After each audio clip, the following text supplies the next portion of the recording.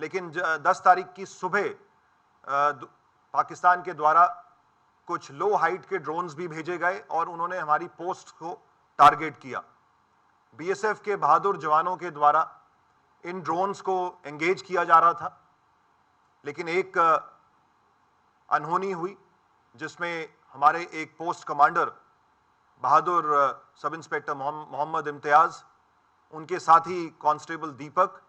और आर्मी के एक नायक सुनील कुमार, ये तीनों ही एक ड्रोन का जब मुकाबला कर रहे थे,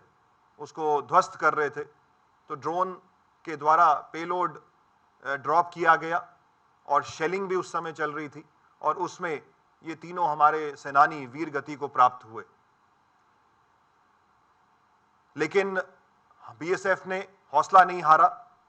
और उस पोस्ट में और उसके आसपास की पोस्ट में हमारे जवानों ने डटकर दुश्मन को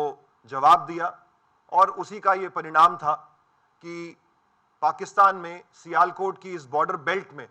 दुश्मन को भारी नुकसान पहुंचा है। उनकी कम्युनिकेशन लाइंस को नुकसान पहुंचा है, उनके एडवांस सर्वेलेंस इक्विपमेंट को नुकसान पहुंचा है, उनकी पोस्ट्स को भारी नुकसान पहुंचा है और जैसा हमने आपको बताया कि हमने उनके टेरर लॉन्च पैड्स को भी ध्वस्त किया है, जिसमें लूनी, मस्तपुर और चकबूरा, जो कि सांबा क्षेत्र के सामने है, ये प्रोमिनेंटली फिगर होते हैं।